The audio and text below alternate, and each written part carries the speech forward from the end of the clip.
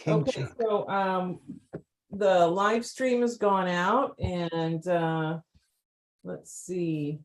I'm gonna check on some of those notifications to see what's happening. Did we ever LinkedIn is live. LinkedIn is live? Okay. LinkedIn Live. And that's Facebook. Twitter's live. Twitter's live. Facebook is live as well. Okay. You'll send out your shares if you like. Can I send out my Sunnies? Oh, my goodness. I knew Michael would get that one. Yeah, I got it. I got it. There's some of us. If I could turn back time, I would forget it. Understand that. What is that? It's without Sonny. Sonny's not on the show. I still don't understand Yeah, it. Tina, don't worry. It was so stupid. You shouldn't understand it. Yeah. Share and Oh, share. so I'm smart for not. Yes, you are smart for Okay. not getting that one. Share and share alike. That's why you're the executive producer. Oh, Actually not. Michael just. Yeah, I got it. First concert I ever went to, by the way. Okay. Okay, so let me get Steve up here. Perfect. Okay. Wow, look at all Wow. the lights in the background I'm there really liking this. Where? in our house. Yeah. Yeah. Your Yeah, we're point. moving a lot of stuff around, so. Okay, all righty. Uh-oh. And you can also silence your telephone. Thank you for reminding me. I will do that as well. I don't have my phone. That's a problem. Yeah, it's over there. Okay. No, it's over there. Over there. Over there. Over there. Boo-boo-doo. Oh, excuse me, I have to do one doorman duty. Go on, go, or else you're gonna bother me.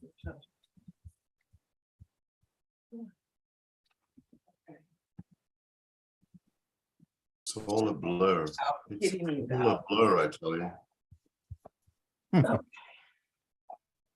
All righty. All right. Wow,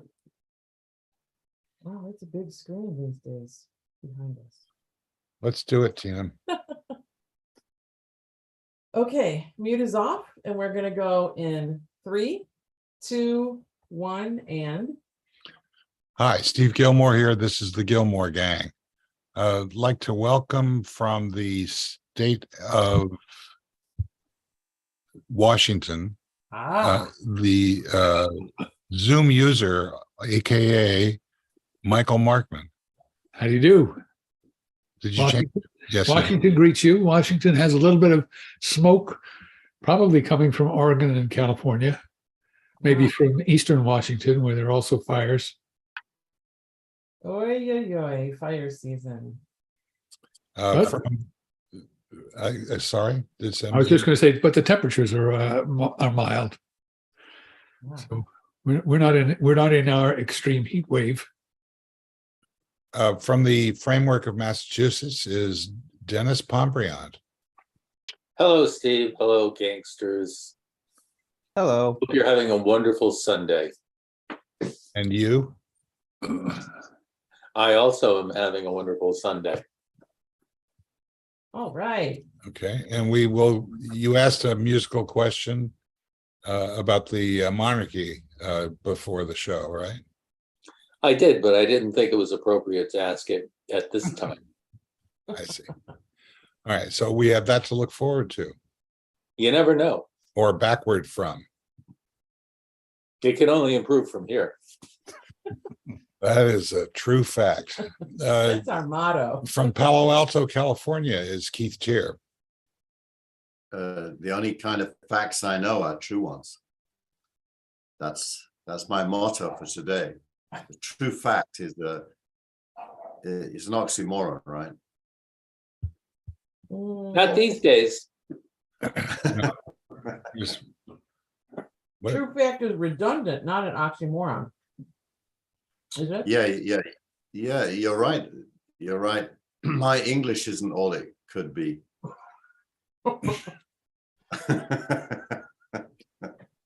Back to Britain for you.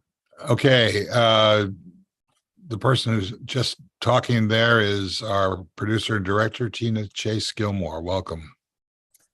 Okay, hello. I have to do a different thing for me. There we go. Hi, how are you? We're good. It's overcast to say the least here, and we've had a drop in temperature in the past 2 days, so that's been relieving for many people in this area. But a rise in humidity. Ah, well, I didn't notice that. Welcome to my world. Yeah. That person who is welcoming us to his world, which is the Atlanta, Georgia area, is Brent Leary. Yeah, but if we had done this 24 hours ago, I would have been in the Delaware area. Ah, Yeah, I saw him on your one of your shows from the backyard. It was rather nice. I know you guys are like, suffering with that 100-degree heat and all. It was like 75 and beautiful and sunny and low humidity. It was really nice. Mm. I was thinking about you guys, but not really. Well, speaking of not really, Frank Radis is off today. He chose the monarchy change to leave the country. So he's Good. on vacation, and we hope he's not tuning in. this is a protest against King Charles III. It's a monarchist protest. It takes me back because when I lived in England, me and Jenna used to take a car, get on a ferry, sleep overnight, drive off in France, and then drive down the French coast into Spain, across the Pyrenees, over into France on the other side. Frank's doing that kind of a vacation. They're driving between places, and it's an amazing thing to do. In September, all the European holidays are finished, so all the B&Bs and everything are easy to get into, so you don't need to book in advance. You can just show up in the town, take a look around, say that place looks nice. It's a great vacation. That all sounds true, except for I know for a fact that Frank flew down there and is going to get a car down there. Yeah, well, you would do that because British cars have steering wheels on the other side, and you can't see cars coming towards you. So the part you're talking about, I thought he said that he used to drive down from. I did. I took my British car with the steering wheel on the wrong side and drove it in Europe. That was not a smart thing to do.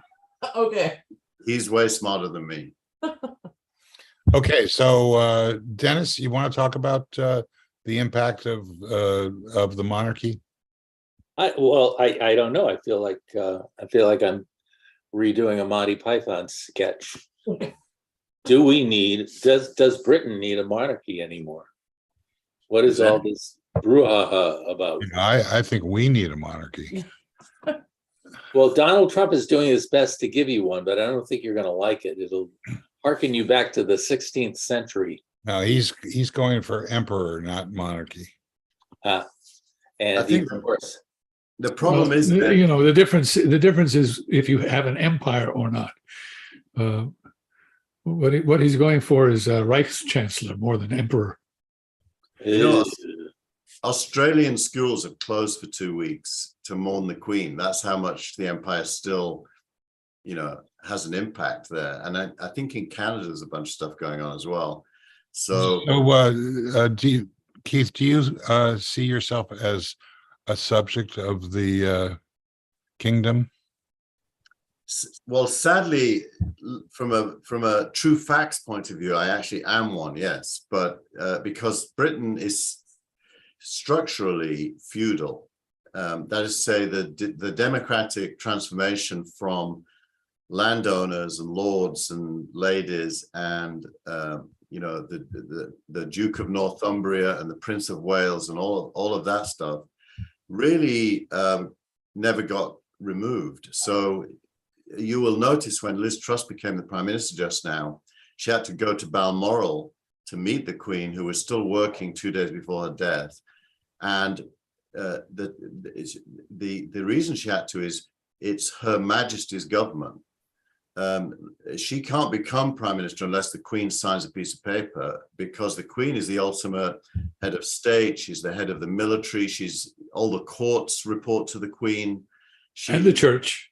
And the church. So Britain is a hierarchical dictatorship constitutionally. Now, by precedent, the Queen never overrules Parliament, except there was a time when the Liberal Party was going to be nice to Ireland and allow some self-determination. The British troops mutinied at the Curragh barracks against the government, and the monarch supported the troops. And for the first time, it became very obvious that the monarchy and the military are one, and the government serves them.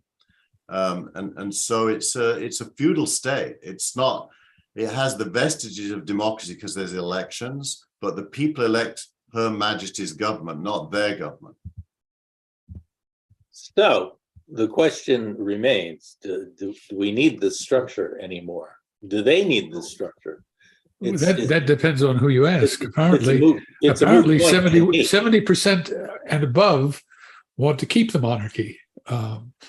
Although the polling is different depending on generation. I think younger people are more opposed to it than older people. Mm-hmm. So do they need it? I think emotionally and psychologically, the answer is yes. Constitutionally and economically, probably not. I would settle. Economically, I don't understand that. Well, as Keith was talking about, there is a huge amount of land ownership that belongs to the royal families and the aristocracy. There's also the expense of running the monarchy, which is no small matter, given all the households they have and all the pomp and ceremony. People try and justify that as saying it's good for the tourist dollar. They put on a big show and people come to watch the show. So maybe it's a wash. I can't analyze it. Yeah. Fun fact. There was an article in, I think, the Post this weekend that tallied up the revenues that the monarchy has and gets. I think it was like 28 billion last year. I could be wrong about that. Some ridiculous amount of money. As far as land ownership is concerned, yes, they own a lot of properties. I was stunned to learn that the monarchy owns the seabed around the British Isles. They own everything that isn't owned by someone else. Amazing. And they collect rents. Yeah, they do. If you go to Regent's Park, all of those grand buildings in that whole area are part of the royal estate, and they all rented. But yeah, no, it truly is feudal. You can trace it directly back to William of Orange. Most of you will know this high-level history, but Charles I had his head cut off by Cromwell, and there was huge fights between the Catholic and various parts of the Protestant church. And the Reformation happened, and they brought back the king. Having chopped the king's head off, they decided to stop the revolution, bring back the king in the form of William of Orange. And now there's a direct line ever since then to the Queen. And so it was the revolutionaries taught themselves out of the revolution in the 1600s. I remember an old schoolboy rhyme for history.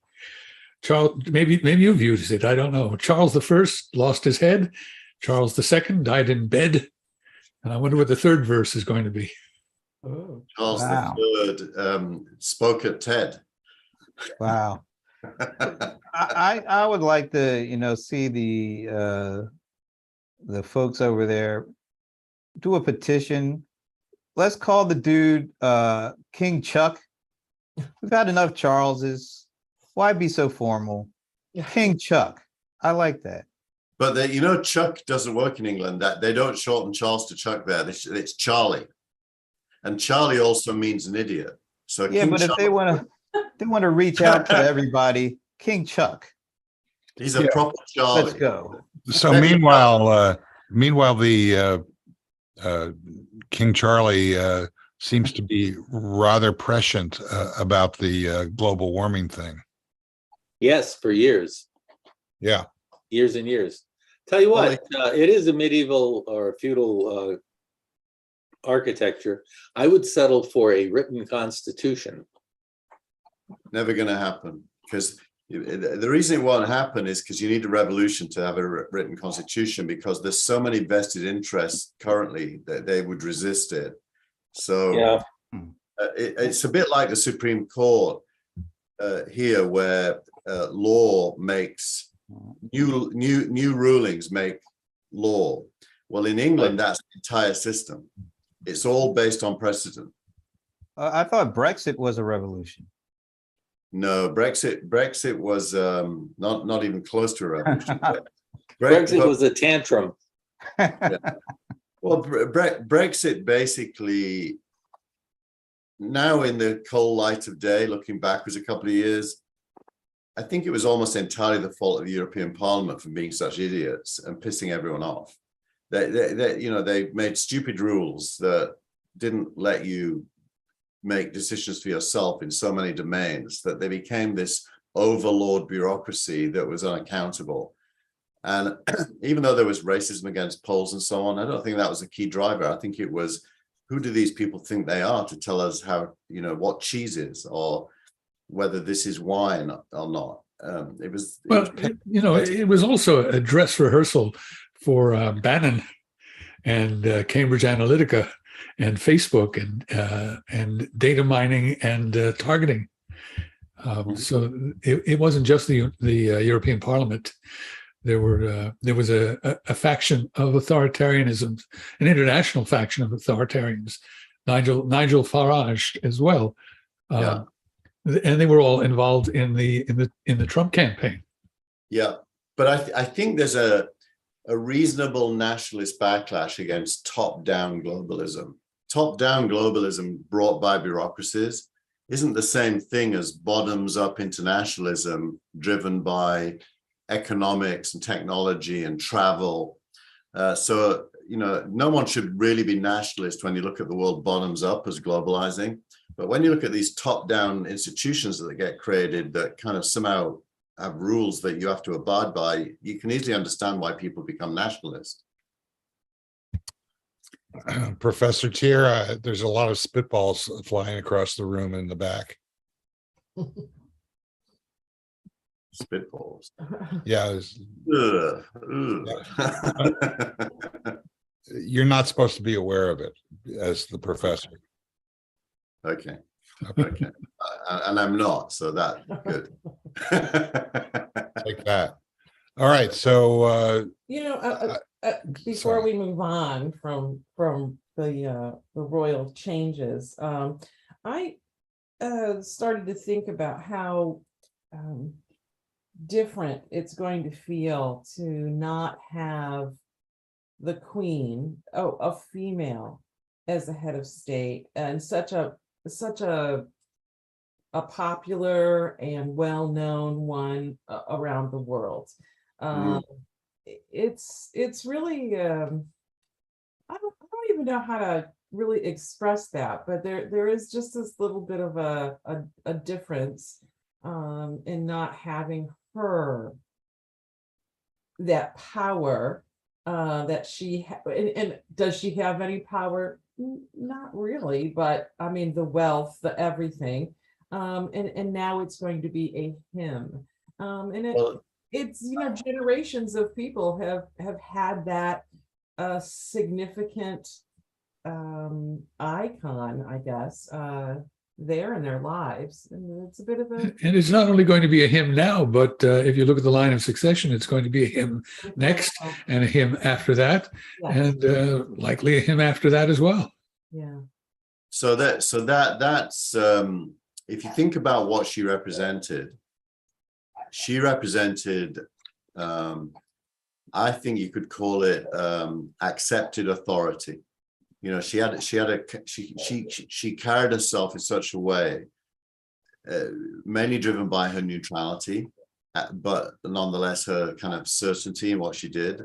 She had authority, and almost no institution in Britain has authority anymore. People don't really look up to the politics and the politicians. They don't look up to the legal system very much. But she, despite the whole Diana period, managed to create this kind of sense of authority that was accepted.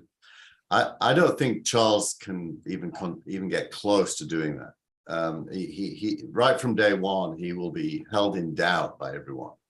And so I don't think there's ever been a case where both the monarch and the prime minister changed hands within days of each other.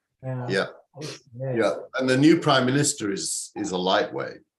She is a she, but sadly for the she's of this world, she's a lightweight. And I've had her described to me as an accountant, not to demean accountants, but they don't usually become heads of state. You know, it's a pretty sad moment, and most of the people writing about this at any level of depth see it as the next stage in the decline of Britain on the world stage. Wait a minute, Boris wasn't seen as that? Boris was seen as a kind of a comedy act that managed to be prime minister. I mean, he was funny. At least he had charisma.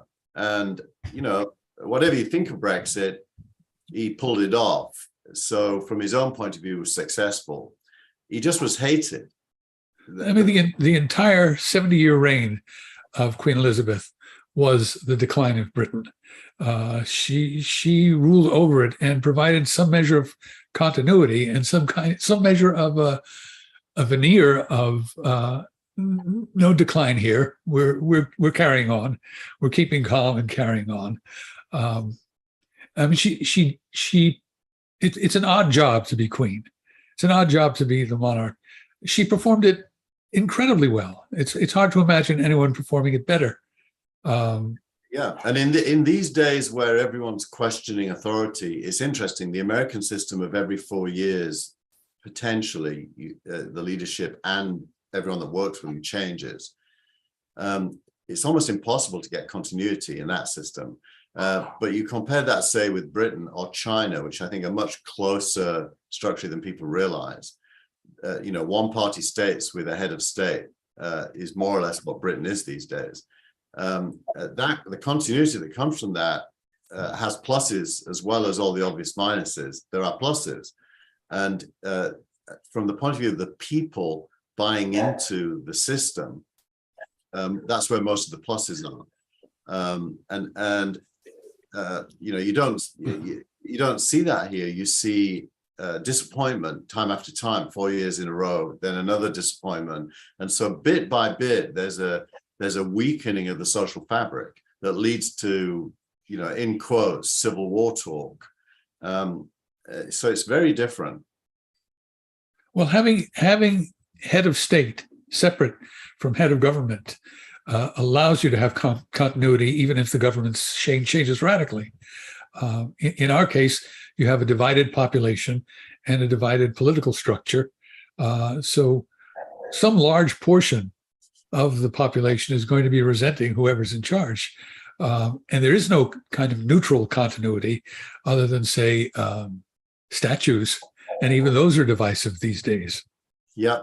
In Britain, when there used to be more of a two-party system, so it changed hands more often, the civil service and the monarchy played that role of continuity. The civil service in the UK is a permanent civil service, not appointed by politicians. So well, and in the US, you know, it's both. There is a civil service that continues, and then there are political appointments resting above it.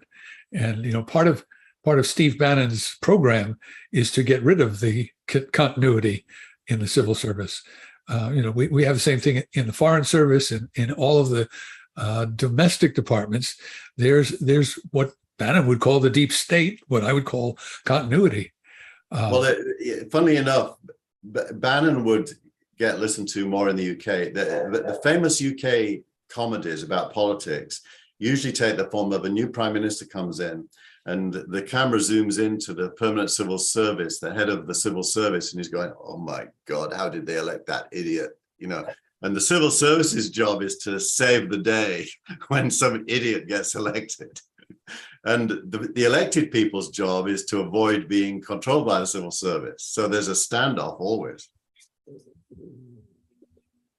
So Dennis, how's this going? I'm enjoying it. I would only say that Keith, the roots of that comedy go all the way back to Rome, and in fact, the roots of comedy seem to go back to Rome. It's amazing how things don't change. Don't all roads lead to Rome? Well, all comedies do, apparently. They're divine. It's funny because in my startup, you wouldn't have seen it because you wouldn't have noticed it. But in my editorial this week on That Was the Week, I talked about the Queen. I talked about all roads lead to Rome. I use that phrase. And in my startup, we describe our end game as Rome. So whenever somebody in the startup suggests a path, if it doesn't lead to Rome, we kind of rule it out because that's going to take us to a different city than Rome. So Rome is the word we use for our end game. It's a good word. Yeah, it's good because everybody understands it intuitively. Yeah. Well, I'm glad for them. I'm glad they're doing what they're doing, and I'm also very happy to be an American. Yes. You and Lee Greenwood. Yep. Who? Country singer. I'm on a roll. You guys just don't We're realize how going much from of a Cher roll I'm on right now. to Greenwood. I'm picking up on everything today. I don't know what it is. Let's get back to Miles Davis. You must have gotten enough sleep last night. This is just a wild I guess, didn't. but I'm guessing Lee Greenwood had a song that roughly goes like this: "I'm glad to be an American." You're just missing one word, man. That's all. The good old He's US. also proud to be an American, as well as proud. being glad. So There you go. So what do you mean get back to Miles Davis? Did somebody talk about that? Brent did, didn't he? Did you not So talk what? about Kind of Blue? well, yeah, that was a couple of weeks ago, but it's never a bad time to talk about Miles Davis. To say that. That's Yeah, I was fascinated by his description of the Kind of Blue record as a failed experiment. Yeah, if I could only fail like that, wow. I'd be in great shape. I think Coltrane got like $600 for that session. That's Wow. probably why he split off not too long after that and went his own way. Yeah, but a dollar went so much further in the 50s. Yeah, sure it did. But Coltrane went a long ways too, so that's not bad. But what about Apple? Are we going to talk about that at all? Mm. Sure. Keith, have you put your order? Can Keith, we have you do put your that? order in yet? Trust me, I've got the watch, the AirPods, and the phone on the way. Ah, You got them all. Which phone? The Pro 14 Pro I Max? got the 14 Pro smaller version. Oh, okay. I graduated to the smaller version last time because I couldn't get the bigger one, and I really like it. I prefer it to the bigger one, so now I'm sticking with it. It's got the same everything except for the hand size is smaller, and I've got small hands, as you know. Does it have the same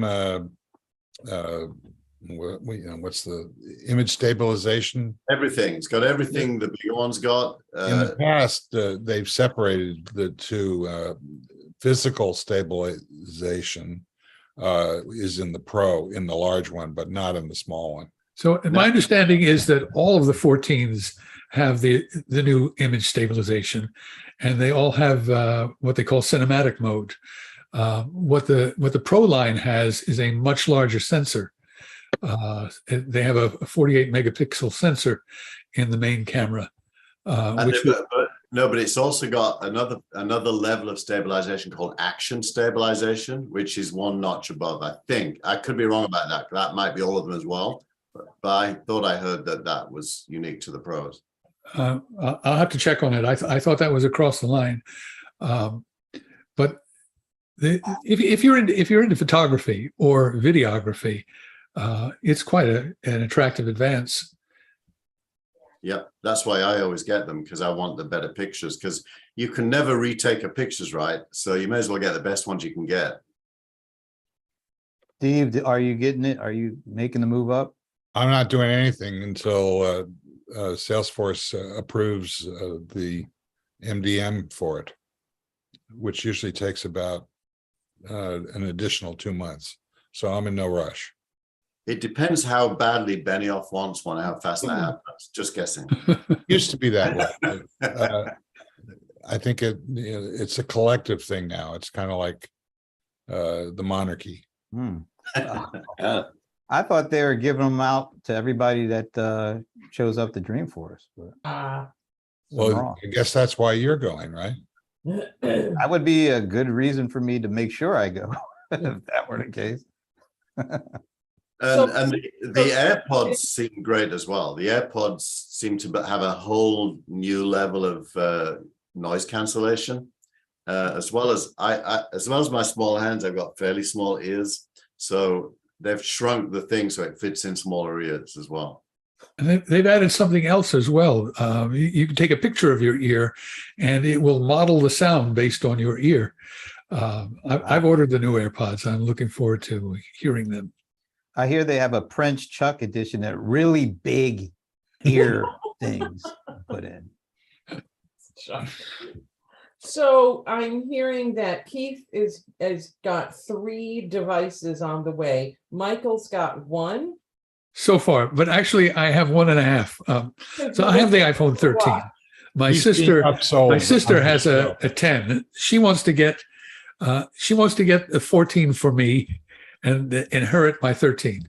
She's being very generous. So are you going to get the large 14? Yes. Okay. Yes. When I do upgrade, I'm going to get the large phone. Okay. I don't know. 14 Max Pro, I 14. don't know if I'm going to get. I this one or don't, do they not. call it that? It's Max Pro or Pro Max 1. I can't remember. Yeah. I think it's Pro Max. I don't know. And then the watch, I didn't get the watch for athletes because, do I even need to say why? But I did get the 8 watch because of one thing, permanent temperature. It takes your temperature. So you got it for the ovulation thing? I don't care about the ovulation. I care about the temperature. Yeah, I did. So you're using the ovulation feature for other purposes. Correct. Okay, what would that be? To know if I've got COVID, like 101, oh shit, better go to bed.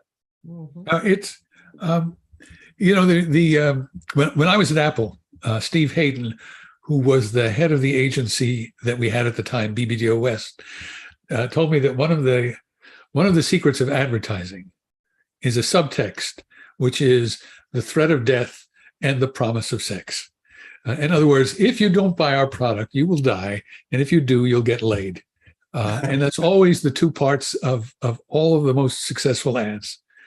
And Apple usually is only focused on the promise of sex, the power to be your best, think different. They've supported creativity. They've supported productivity.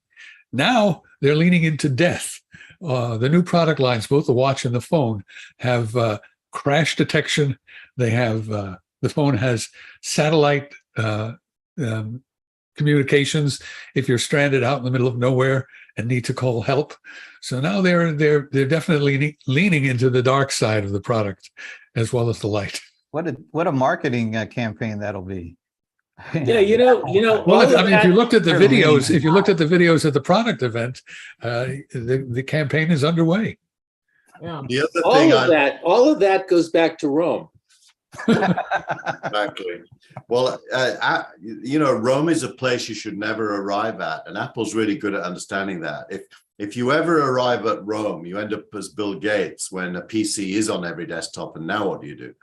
So so you Unless got you're the to. barbarians coming at the gate, You know, They I they don't don't mind. buy the idea that these multi-zillionaire billionaires have that we should be worried too much about their state of mind. Well, I think Bill Gates is doing, just fine, thanks. yeah, I wasn't. And how about Peter Thiel? I'm not happy about his reach, if you will. But But Elon Musk, I'm okay with that. Donald Trump. I don't like that guy. Not sure he's a billionaire though. But I will make one prediction, which is that Tim Cook featured Jeff Williams heavily in this thing. I don't know if you noticed, but the personalities who were presenting changed quite a bit. And Jeff Williams played a very front and center role. I'm predicting Cook retires in some short-term window, maybe a couple of years, and that Williams is the assumed successor, and they're starting to position him. Mm. We're gonna write that prediction. Prince down. Jeff, in other words. Yeah, exactly, Prince Jeff. Uh-huh. Well, Yeah. since The somebody Prince brought of the up, Prince of Apple Wales. since somebody brought up Elon Musk, it's September the 11th, and I do believe that it was October the month that October. the drop dead month for this. Uh-huh. Are we still voting the same way on that? I'm just curious. Well, the only one that you really care about is me, and Oh, yes, that's true. okay. I think you're the only one that I, went the other way. I'm looking for the deal. The deal is going to happen. By the way, I think the judges in Delaware watched the Gillmor gang because they're absolutely refusing to have this trial any later than October. They're saying, no, it's got to be October. I agree. Because Steve's made a bet, so he's sticking to October. Yeah, if I get pinned down on anything, all hell will break loose. Yeah. That's what Mike Arrington thinks, and I Yeah. agree with him. Okay, so we took care. Oh, I have not watched the video of the Apple event for the first time ever. Why not? It starts out with that, building behind the guy. And so Well, what? we watched about a How do little you- bit. How do you videotape? Yeah, we watched We watched the death thing. We watched that almost Stephen was as mu- referring to. almost as much as Or Michael was. as the Amazon Prime Lord video. of the Rings? Yeah, You're not into it? not so far. Why? I was just asking a question. Oh, I thought maybe you had a, No, I found it tedious and I tuned it off. But I might have been over fatigued when I tried to watch it. I think the link here is drone shots. So the Apple thing has all these drone shots over the campus, and all these dragon-based medieval themes also have drone shots pretending to be dragons. And the drone shot weariness is kicking in now. I don't know. I think there's a little bit more to it than that. There's a lot of hate for this Lord of the Rings thing, and it's a lot of the reviews on like Rotten Tomatoes. There's some sexism, racism tinged stuff going on there. Oh, absolutely. And that's one of the reasons I'm hesitant to say anything about it, because I don't want to be grouped with the racists. People are Tell us more about it, because I haven't picked up on it. Some people are upset that there are Black actors mixed in with the populations. Yeah. And they Like say there couldn't be any black elves. Tolkien was doing some kind of basically building a fantasy around medieval England and medieval Europe. Yeah. And there shouldn't Like, there be were any no black there people. shouldn't There be were any no- black elves. There were no and there shouldn't be black black elves. no black hobbits. Come on. You know. Why can't we be a black troll? I mean, come We on. know the elf world just doesn't have that, right? Aladdin must have been black, right? Aladdin's definitely not white. How about Jesus? I- The people who insist that Jesus was white I want think those Hollywood movies don't want said it the elves was. to be black. Yeah. But you know, I think if you look at that whole narrative around actors playing roles that they biologically don't represent, it's perfectly fine for Black actors even to play white roles. Why wouldn't that be okay? They're an actor. That's their job. You don't have to be biologically suited to a role. You should be acting suited to a role. And because acting is acting, acting isn't representing real life. It's fantasy. It's fiction. So, Well, I was exposed to this kind of early growing up in New York. The Public Theater, Joseph Papp's Free Shakespeare in the Park, always had mixed race casting in all of Shakespeare, and it's not that hard to deal with. This actor's white, this actor's black, this actor's Puerto Rican. If they do a good job, they do a good job. Because of racism, it's way harder to accept a white actor playing a role that should be black. That's hard to accept. Yes. Because then you think, well, why have they done that? Although philosophically, I don't think there's a problem with it. It's just not probably the right thing to do. If you're a good actor, part of it has to do with whether they black up to do it.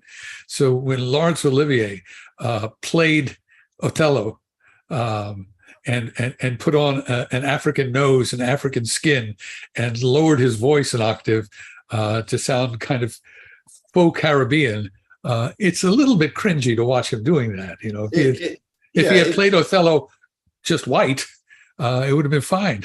Yeah. But on the other hand, if he does it well, leaving racism aside for a second, if he does it well and he carries that. But if he carries the role, you would think, wow, he's a really good actor because he carried that role.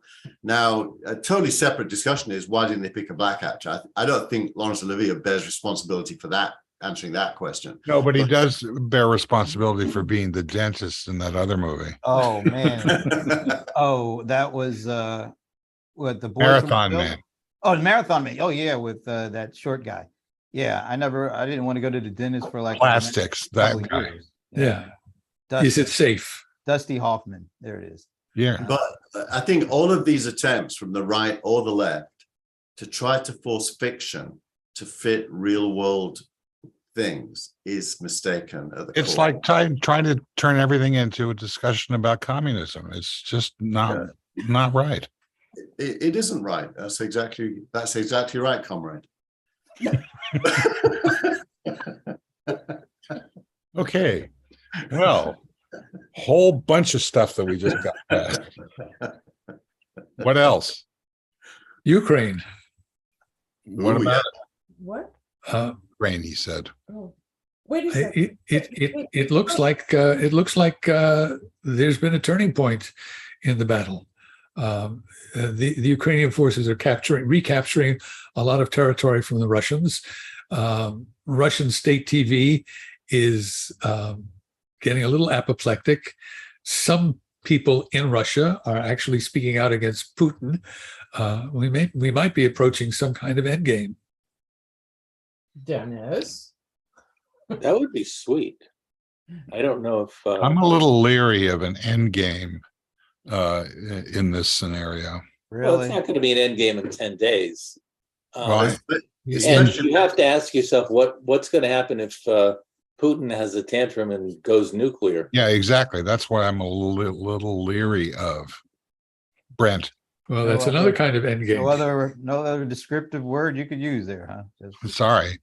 yeah. It's pretty clear, I think, that if the Ukrainians are successful, it starts to look more like the Iran-Iraq war back in our younger days that seemed to be eternal and just went on and on and on. The more the Ukrainians don't lose, the longer the war goes on. So I don't see victory as a concept being realistic on the Ukrainian side, but standoff, yes, that is maybe realistic, but standoff equals permanent war. And I don't know. The big difference between Afghanistan and this is that Afghanistan was pursued by the Soviet Union, which was a totalitarian dictatorship of a great mass of bureaucrats. I don't think you've got the same thing happening now. You institute a draft the war. You've got Putin, his saber, talking about his nukes. But you have to ask yourself, after what, 30, 40 years of relative peace and economic growth, if the Russian people would tolerate an escalation in Ukraine, or if there'd be a revolt. I mean, everybody's Yeah, going to. and I think you have to look, at various layers, not just the Russian people per se, but what's going on in the bureaucracy, what's going on in the military, how much dissent or dissension is there within the people who actually have some say over how Russia is governed. The blogosphere that is very conservative and supporting the Kremlin is the first right now to become critical of the Kremlin, and you wonder what that's going to spark, lower down in the population pyramid. The way I think of it is this war started as a regional conflict, and as a result of the reaction, it's now turned into a proxy war between NATO and Russia, and Ukraine's kind of in the middle, and Ukraine is the instrument. Now, given that the primary cost to our side, in quotes, is militarizing Ukraine, and the benefit is sucking energy out of Russia, energy with a small e, I don't know that there's any interest on the Western side for this war to end. I think they love the fact that Russia's preoccupied not winning, and they'd like to see that go on and on and on and on. Why? Because then Russia is effectively relegated to a minor role in the world, in a regional conflict that it can't win. But what about big E energy? Well, that's a huge issue. I mean, inflation. That's Putin's get out of jail free card. It might be. I mean, you all know, right, that in the UK, inflation is headed to 25%, largely driven by gas bills that are going to be bigger than mortgage payments by January. Oh my goodness. So a tripling of gas bills that people just can't afford, by the way. People don't have that money. And Macron is talking about imposing a profit tax on the energy companies to pay to the people so they can pay their gas bills. So take it from the people who are going to receive it and then give it back to them, basically. And Britain's saying, Liz Truss saying she won't do that because she's kind of a Thatcherite, pro-capitalist, never going to tax corporations. I thought that Truss had proposed some kind of ceiling on Yeah, she gave it a fig leaf name. Yeah, but it's not a windfall tax on the energy companies. It's not a tax on the companies, but she was talking about subsidizing households, wasn't she? Yeah, they have to. I mean, people will basically die in the winter if they don't. Yeah, and there will be a no confidence vote pretty quickly.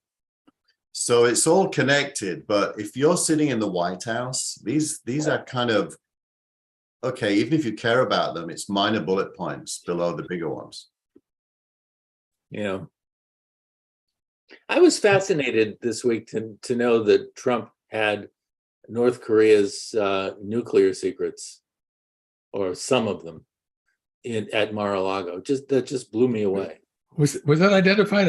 I thought that we didn't know which country he had. Yeah, we didn't know for a long time, and it's not being bandied about. But I saw an article that said, "Oh yeah, it was North Korea."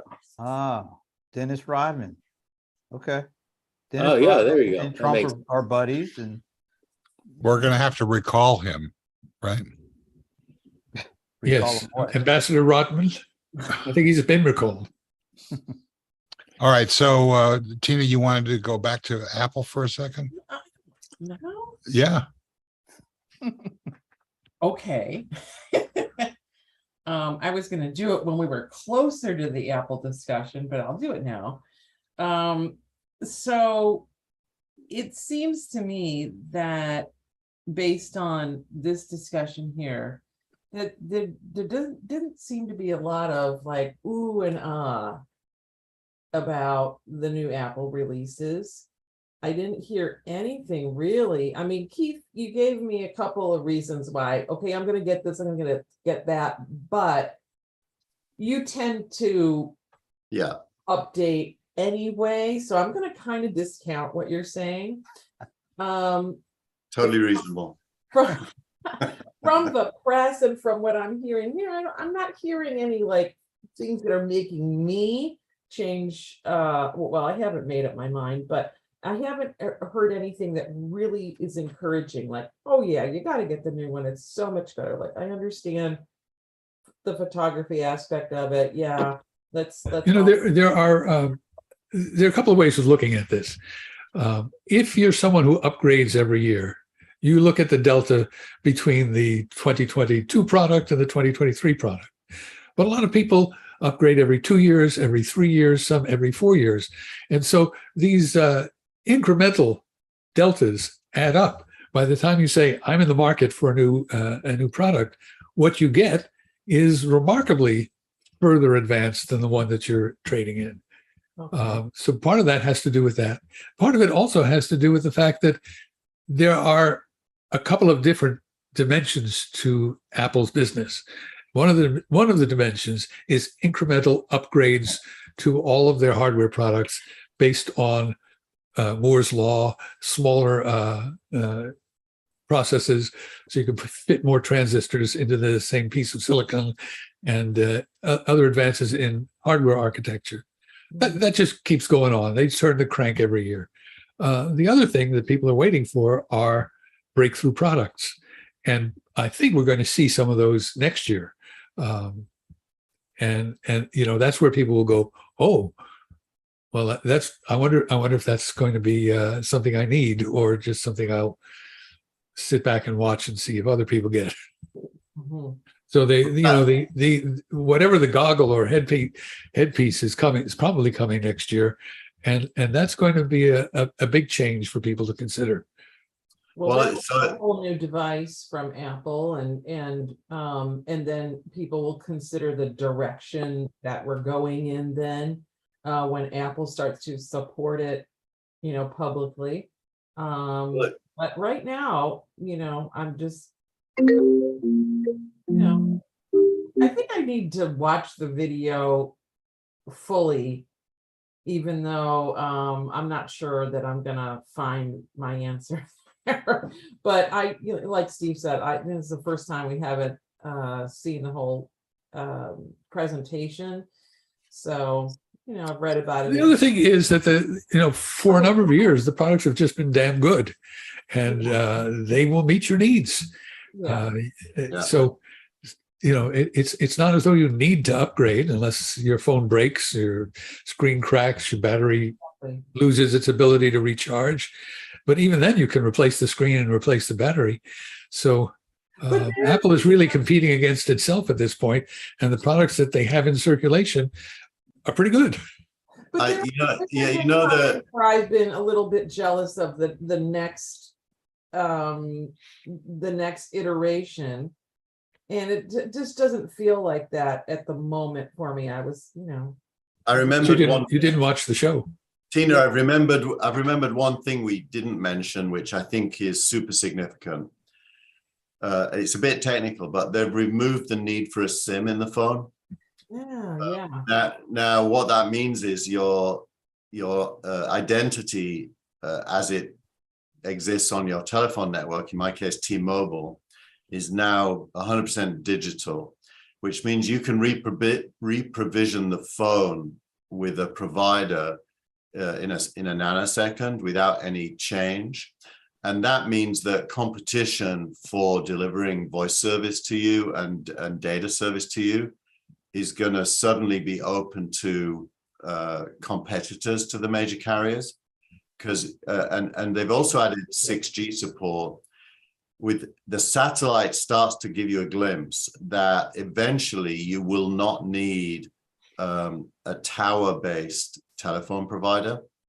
That you'll have connectivity combining satellite with 6G wireless. And I think they're starting to point in the future there. It probably doesn't mean you should change your phone today to get that, because there's no short-term implication other than convenience. But the other thing that I think is the watch and the earpods together are becoming so powerful that the only reason for having the phone now is the screen.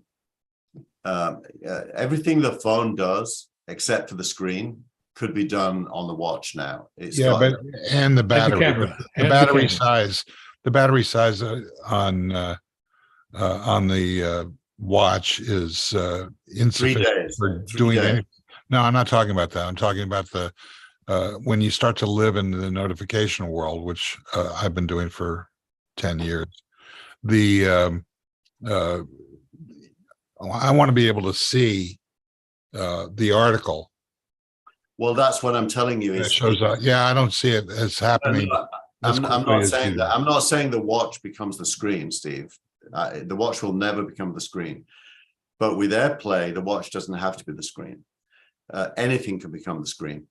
And so when anything can be on the screen, that includes your TV, your Mac, any pair of glasses that has a screen in it. And so in the future, AirPods and a watch and anything as a screen, I guarantee they've dropped the SIM, they dropped the headphones before. The next thing going to drop is the phone itself. I don't buy it. As a matter of fact, I think the opposite is going to be true. The stalking horse for the phone are the new M1 or M2 machines. That's where all the sexy stuff has moved on the Apple platform. And what's going to happen is that you're already making a decision which is counter to the one that Tina is going to make, or Michael's going to make, which is that Michael's going to stick with the larger phone because his eyesight sucks. yeah, but that's true. I mean, it's easier to read, although more tiring, the larger phone screen than it is to go to an iPad or to a laptop. There's something else. It's not just reading. It's composing. Do you want to write? You're not going to write. You're not going to write on your phone. The dictation has to improve a great deal before you can rely on not having to type. You're going to use glasses for that. I could see the phone being obsolesced pretty quickly. If you've got glasses, your glasses in a heads-up display can provide you with a keyboard. So at just a blank table, you could pretend you could type. And yeah, but I live on the watch in terms of notifications. The watch and the glasses. And the transcription service, or whatever you call it, voice recognition, is more than adequate for a fungible property like a notification. So have you AirPlayed your phone to your Mac yet? Have you seen what that looks like? No. It's amazing. I mean, honestly, you put the phone down and now it's in the top left-hand corner of your Mac screen. And with the cursor and your keyboard being able to move between devices just by moving your cursor to the edge of the screen, your keyboard in front of your Mac becomes your keyboard on your iPad or your phone for that matter as well. So your phone just becomes this slab that sits there. Look, I think what you're going to find is that it's going to be different strokes for different folks. People have preferences. That's why Apple has a product line. I agree. I also think that we were all wrong about Apple's strategy regarding the iPad versus the laptop, and we're going to continue to be wrong because these guys have a really interesting perspective on the boundaries between their different products. And I just don't think that the atomization of the phone is going to be what happens. Well, but I do think Dennis is onto something. I think that eyeglass or headset displays are going to replace a lot of things, including perhaps your living room TV. Yeah. But I agree. I agree with you all and not with Steve because why? Because in Star Trek, no one's doing this. Yeah. They're doing this. Yeah. You know, Well, they in Star Trek, they're doing everything. They had, I mean, that was our first glimpse into this universe. They had handheld screens.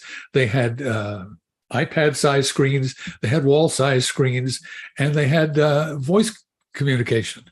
lot of They just said Alexa, or they said computer, but Computer. they were able to use a voice interface and a screen interface, and it was all. I don't know that one. Yeah, I didn't I think was you waiting. And did. just to confirm I understood you correctly, you asked me, how do you say I'm sorry, I computer? can't confirm that. Right?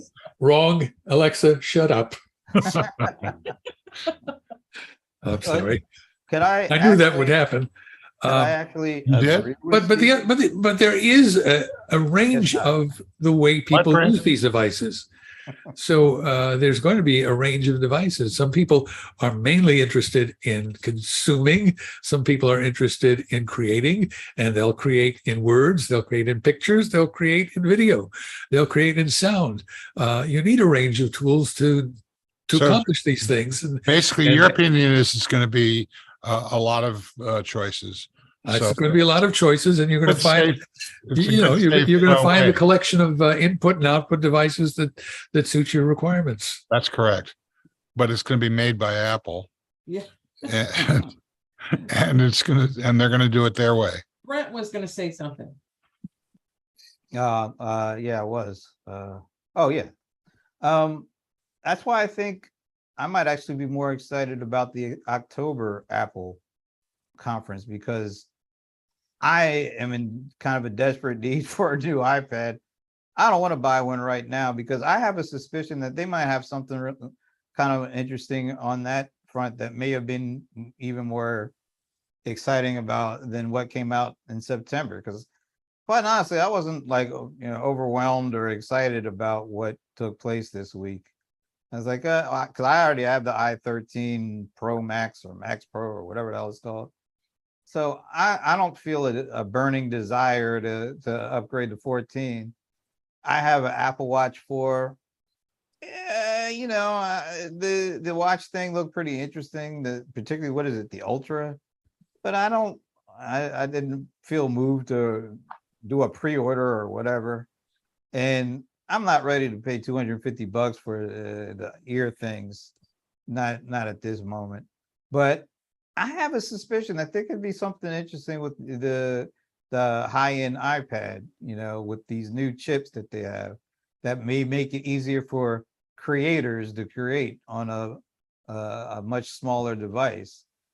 And that, to me, will keep me interested over what happened this week. So What would you like to have happen with the iPad? What's lacking for you?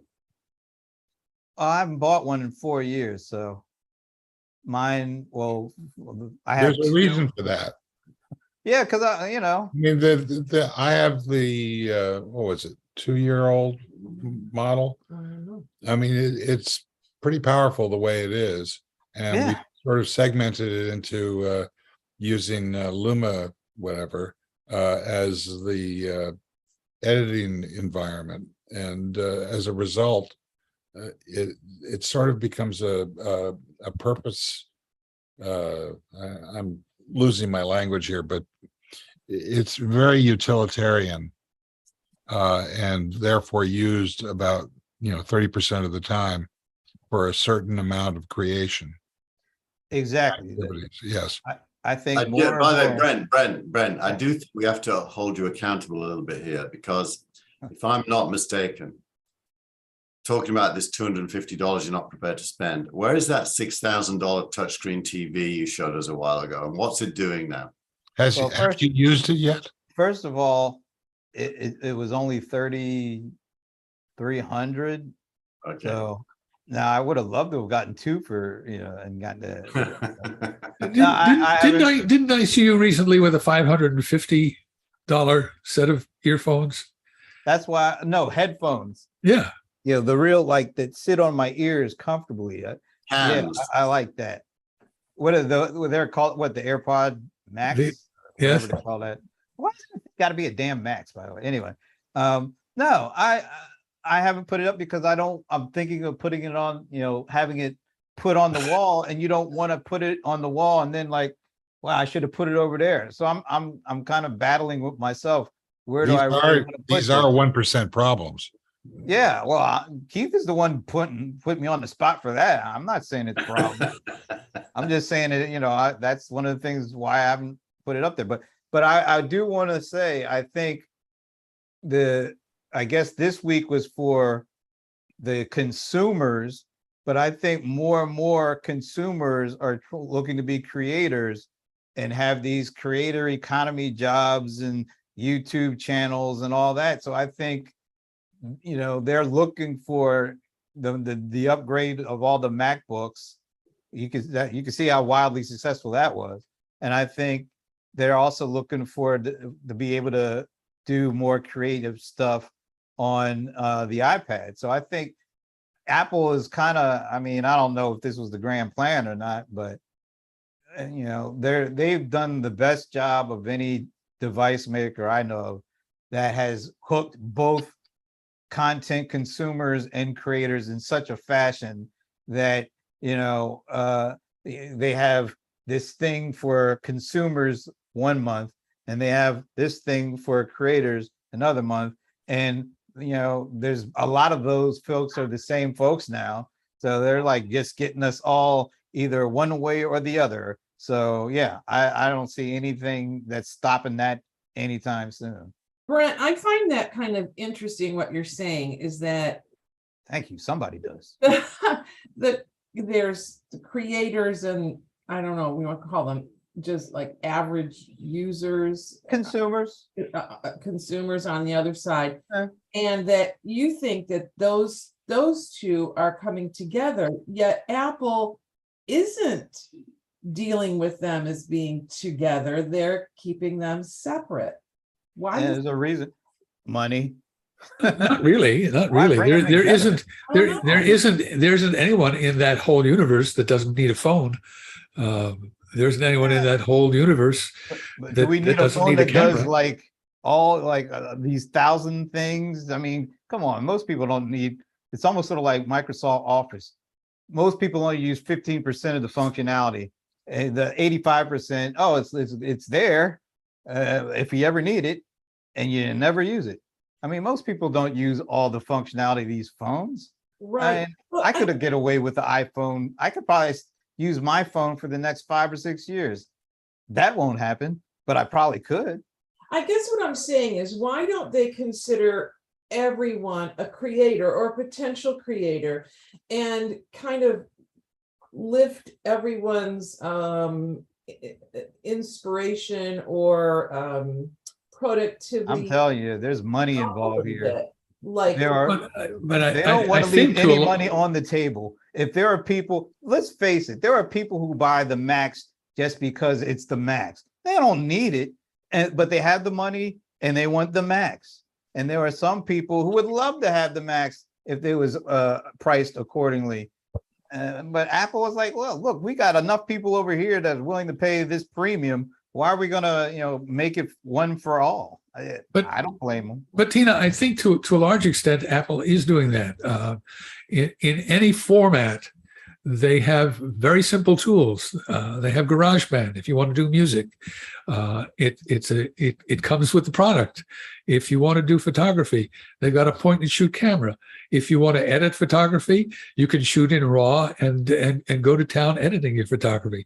Same thing with video. There's an iMovie product that just sort of works for anyone. Or if you want to be a pro, they have a pro product. Right. They really have a huge spectrum that bridges the consumer to the creator. Yeah. And it's up to you to decide how much creativity you want to express. Or but it's interesting what they haven't got, and one wonders whether they'd be prevented from doing this by monopoly rules and so on, but they don't do the cloud creation bit. They haven't got a newsletter writer. They haven't got a streaming to multiple endpoints like Restream has. FaceTime isn't really appropriate. We couldn't really do this on FaceTime because some people don't use Macs. They use some PCs and Android. So there's things they haven't got as well. And many of those things they haven't got, the world wants. So you wonder whether they're going to go towards those things or whether they'll be prevented from doing that. Can't they leave something for other folks to do? I mean, we gotta Well, have other you're getting business. into the discipline of what it means to be Apple, the discipline of understanding your product and your niche Yeah. in the world. And it strikes me that what we're talking about is a company that produces platforms. There's a watch platform, there's a PC platform, there's a laptop platform, and some others. And CarPlay, sure. The new, by the way, iOS 16 came out. You should upgrade and check out what it does to your CarPlay. It's upgraded your CarPlay hugely. Yeah. So it strikes me that what they're doing is they're asking the musical question, what does the platform need to be able to do in this iteration of product? Not do we need this or that feature that is already out there, supported by another. One of the great principles that Steve imprinted on the company was saying no to things. They never felt they had to do everything. CarPlay, by the way, is a great example of the phone as slab, because in my car, you just put the phone on the wireless charger in the car. It takes over the whole screen, and you don't use the phone screen. I mean, that's the thing about, you remember how Apple TV was invented? It isn't a TV. Yeah. And the car is not a car. Yeah. It's a bunch of snap-in iPads. Beep. Okay. So before we wrap this one up, is anything else going on? I mean, Brent's lament about, can't we have somebody other than Apple do something? Wow, I don't know if I sounded quite like that. No, you didn't. But the point remains. Well, I am looking forward to, in a 1 week's time, a little over a week, Dreamforce. I haven't been to one of these things in 3 years physically, and I have some apprehensions, but I also have a lot of excitement about it. And I'm not excited about 150,000 people, but I am excited about being back and seeing, what is usually the biggest my industry event, Dennis and I, event of the year. I want to see what it looks like now that it feels like it's post-pandemic and sounds like it's going to be operated as such. So I want to see what post-pandemic big time event looks like. So I'm looking forward to that. It strikes me that what we're talking about today, is that there are two companies that are pulling away from the rest of the tech sector. And one of them is Apple. And I think you could argue Salesforce is the other one. And I think those two companies will be the future of tech, whatever that is. And everybody else is seemingly not even trying to run hard to keep up with them anymore. I look at companies like Oracle, and I wrote something about this a while ago. Seems like Oracle is giving up on R&D in a big way, and just funneling cash back to shareholders through dividends and share buybacks. They've been buying back a lot of shares for a long time. You do that, you're not doing the R&D that's going to create the next great thing. I'm not too familiar with Salesforce's financials because it's not in my face, but it seems to me that Salesforce is doing a much better job of reinvesting in itself, whether it's buying other companies or doing some amazing development work. And I think we'll see a lot of that next week at Dreamforce, which I am not able to attend this year, but I look forward to going, following it and being there live next year. Well, I can't talk about it, but I think that we will see some things that are just as I think is being implied. We'll see some things as people start to understand how they're going to navigate in this so-called post-pandemic world. Mm. And I think that is what Apple is doing a lot of right now, is constructing a suite of products and services that speak to that everywhere environment. Yeah, I don't see Microsoft doing that. I don't see Oracle doing that. I don't see a lot of companies doing that. They've established some pretty big niches, and they're happy to occupy them. And they're all making tons of money. But 20 years from now, where are they going to be? The other major disruption, I think, is the media. Sorry. What's going on in the media, the leading edge of that, I believe, is newsletters, and how that is impacting our political structures, our entertainment structures, obviously, and how we interact with, the death of the Queen was an example of how, we saw her 2 days before shaking hands with the new prime minister, and then there was this obvious alarm, but it was punctuated by the actual visible presence of the family flocking. I mean, those of us who have had experiences like that in our lives know what that means. And it was transmitted instantaneously, and the world changed. It's interesting when she at the coronation, it was the first televised coronation, and this was before satellites. This was before videotape, so it was broadcast in the UK and in Europe live. But to get it in the US, the networks had to shoot film, develop it, put it on an airplane, and fly to Labrador, and then from Labrador to Boston. So the US saw the coronation like hours after it happened.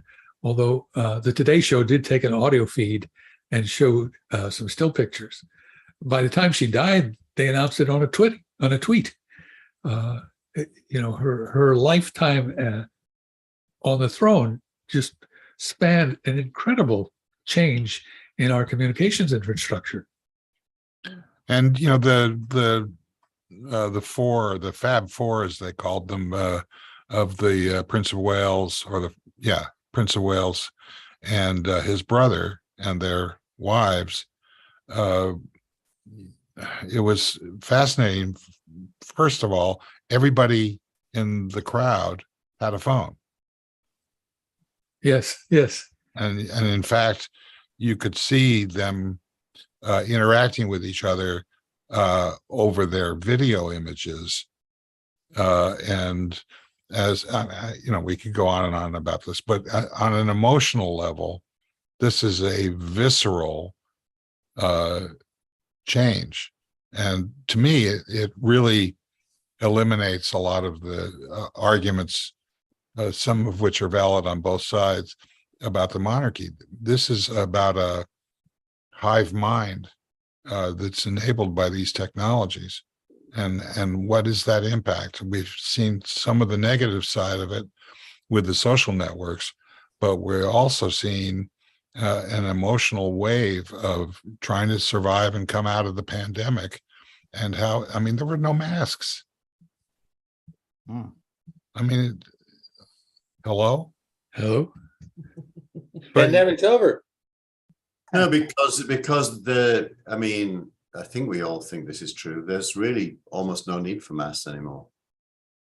Oh, there certainly is. Eh, Right? it depends So we on don't- how old you are.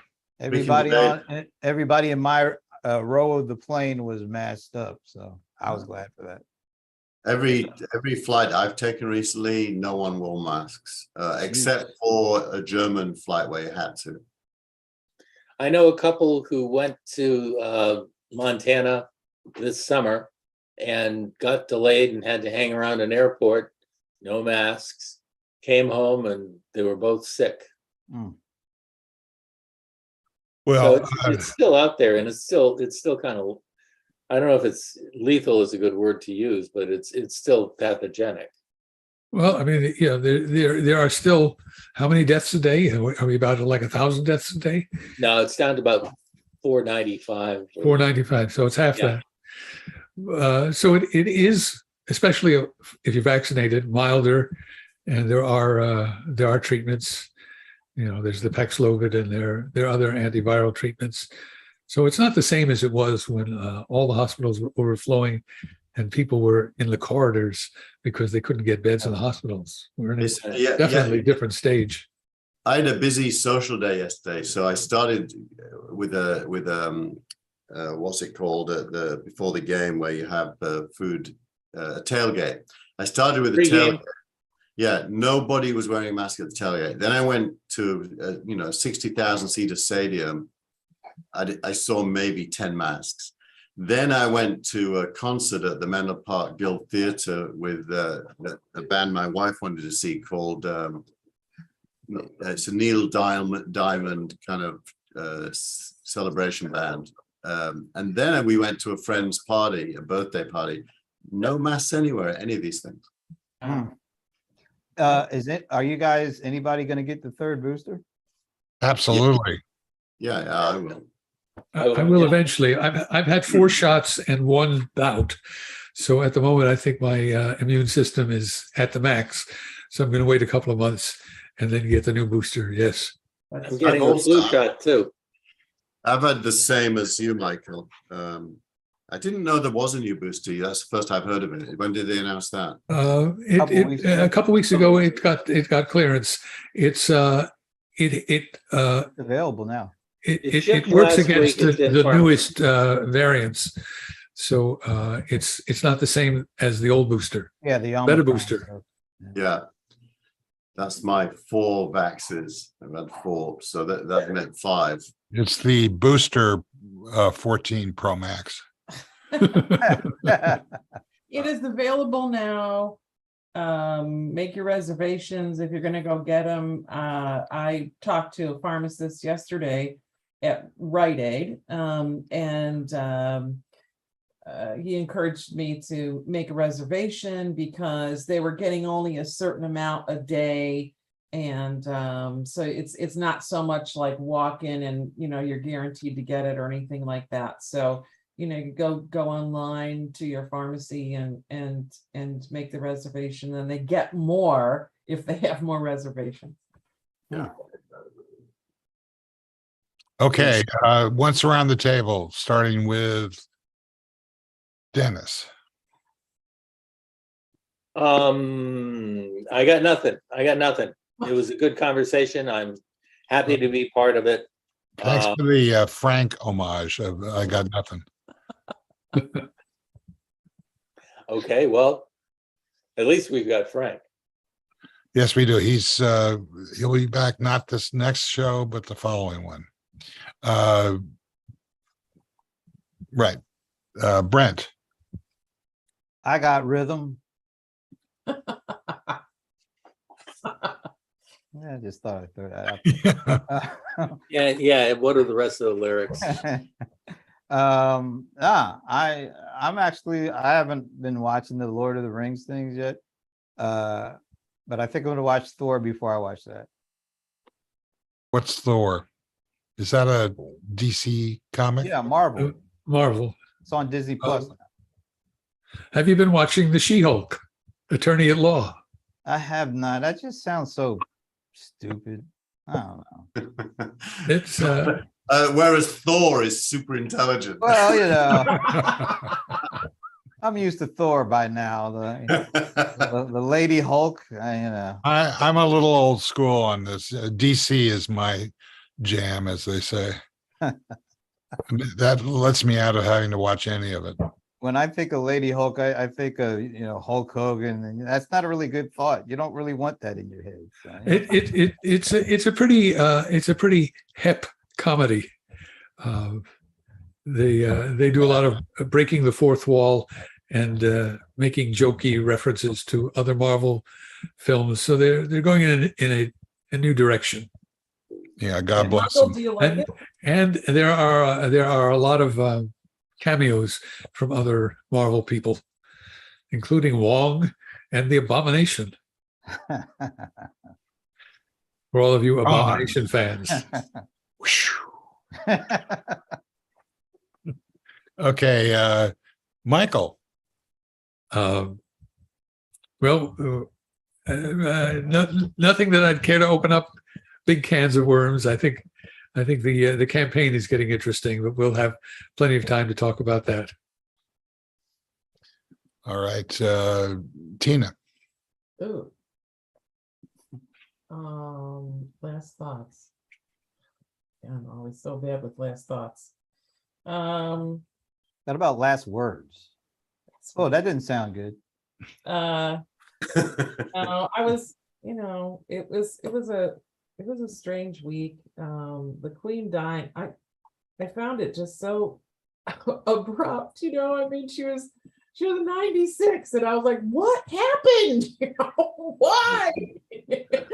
I really expected, like, the Queen is sick, and then there's this bed rest for a while, and then people start watching and waiting, and a longer thing. And I just thought, wait, I wasn't ready. Right. Well, I mean, there were a lot of health announcements over the course of the summer. Yeah, I mean, like 7 decades isn't long enough for you. I know. But it was sudden because one day you see her shaking hands with the prime minister, and 2 days later there are health concerns, and then The smile. 2 hours after that she's gone. They're all, she was dressed, she was standing up, she was smiling, she was this, and then dead, and so I don't know, I was just kind of shocked. But I honestly, I sort of predicted that when Philip went soon after. I just didn't see her surviving that much without him. So it's just a strange week. I'm actually also kind of wanted to say that as much as I, kind of lament the fact that the Queen is gone and all that stuff, all the female sort of input about that, I think people don't think about Charles in that we've been anticipating this for decades and decades and decades. Like at some point it will be Charles's turn. And so I think that there's also a little bit of excitement that, like, hey, she lived gracefully and well to a ripe old age of 96. It wasn't tragic. And now it's Charles's turn. And sure, he's older, but he has a lot of new ideas. I don't know that he will do anything with them. I would imagine that his son might take that mantle a little more and be more vocal, and he'll sit back more. But I think people should just realize that maybe the citizenry is ready for something different that we have all been anticipating. King Chuck. King There Chuck. it is. Okay. Charlie. I want to thank. Yeah, you forgot me. I haven't had my last word. You started with your last word. Oh, He wants another. Go ahead. Sorry, I didn't. Go ahead. I'm hurt and damaged. I know you'll get over it. I wanted to do a shout out for this week's Gillmor Real Time. I had a guy on who I'm guessing you know this guy, Brent, Winton Marsalis. I saw this yesterday. It was great. The whole What a show was gr- great. Yeah, but this conversation in particular, Yeah. where he connected jazz to community and collectiveness, Yeah. as well as individualism. And there was talk of marijuana, for example, and it was a great conversation that firstly, it showed what an incredibly thoughtful, big thinker that this guy is. I mean, he really, he made, and he challenged Gillmor on a few things as well, where Mar had to shut up.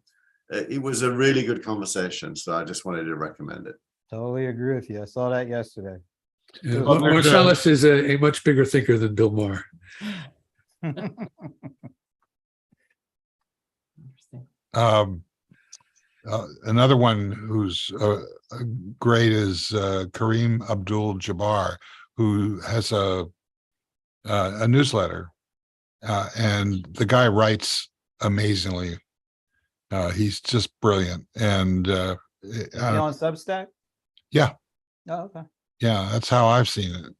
And he keeps saying, he always makes me feel guilty at the bottom when he says, we spent a lot of time and effort to put this thing together, so please subscribe.